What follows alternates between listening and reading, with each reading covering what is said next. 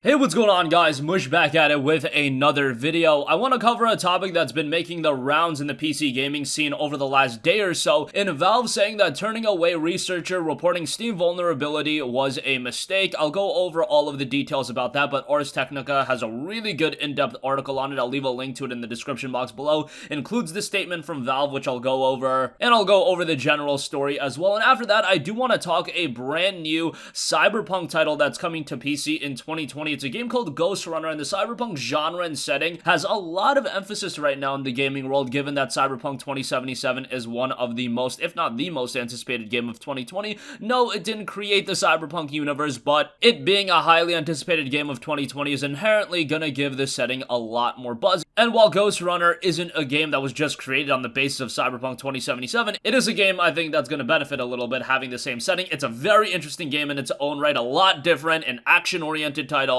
and we'll talk about that in a little bit. But first, let's talk about Valve and them admitting that they were wrong. Now, some background to the story. The statement and policy change from Valve came 2 days after security researcher Vasily Kravitz, an independent researcher from Moscow, received an email telling him that Valve's security team would no longer receive his vulnerability reports through the HackerOne bug reporting service. Valve turned Kravitz away after he reported a Steam vulnerability that allowed hackers who already had a toehold on a vulnerable computer to burrow into privileged parts of an operating system. Valve initially told him that such vulnerabilities were out of scope and gave no indication that the one he had reported would be fixed. Criticism grew and began to increasingly be directed at HackerOne after Matt Nelson, a second independent researcher, said he used the vulnerability reporting service in June to disclose one of the same Steam flaws. According to an exchange that Matt Nelson posted, a HackerOne representative said the vulnerability was out of scope to qualify for Valve's bug bounty program, when Nelson replied that he wasn't looking for money, but instead only wanted the public to be aware of the vulnerability. The HackerOne representative asked Nelson to please familiarize yourself with our disclosure guidelines and ensure that you're not putting the company or yourself at risk. Again, all of that is from Ars Technica.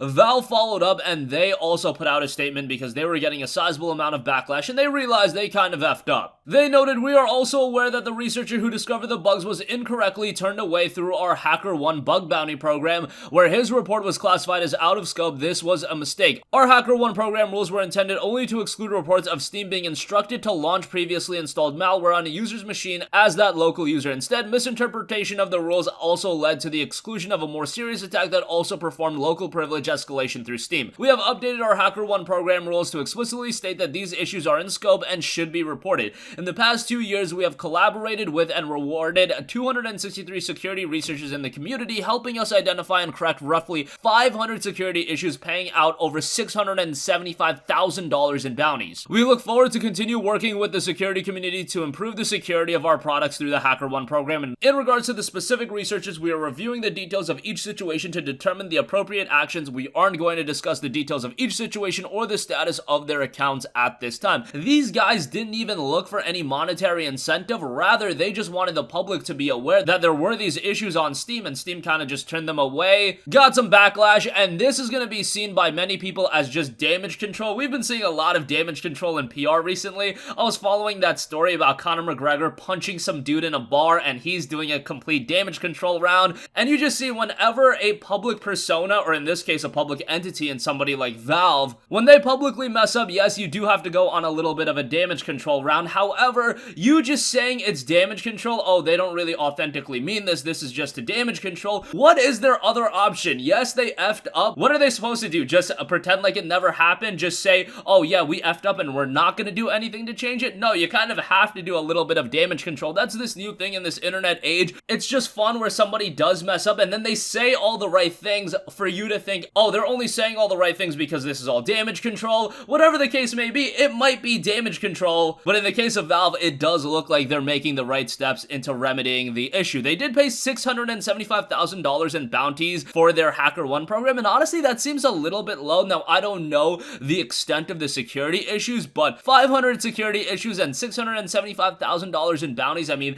this is just the program that they have in place. It's not like these are hard guns or anything like that. But I just feel like people that are realizing security issues in a platform like Valve and Steam, they should be compensated a little bit more, but whatever, that's just my 2 cents. It looks like these people don't even want compensation at all. It's just they wanted the public to be clearly aware of the issues around Steam. I've never said that Steam is a perfect platform, and in this case, they clearly were in the wrong. Nice of them to put out a statement. I know it's a lot of damage control talk. Yes, in this instance, they were definitely wrong, but the fact they do have a program in place and the fact that they have been paying out bounties, however big or small that you deem them to be, that is at least a good thing, and hopefully another issue like this won't arise in the future. And there's been a lot of instances where there have been security issues identified, but they've just been taken care of privately. This was brought out to the public, and a lot of people are taking notice to it. Hopefully Valve just gets their act together, and in the future something like this doesn't happen again. Again, I'll leave the link to Ars Technica in the description box below if you want a rundown of the entire story. Outside of that, I also want to cover some positive news. This is completely separate, but Ghost Runner is a brand new Cyberpunk PC title coming in 2020 that I would definitely recommend you to add to your wishlist. It looks like a very slick game, an action Cyberpunk title with some very stylish hack and slash gameplay. Reminds me a little bit of Shadow Warrior, also some slow down time mechanics. It notes, enter an intense cyberpunk world and experience fierce dynamic combat, conquer your enemies in the physical world and in cyberspace, hunt for answers in humanity's last remaining shelter.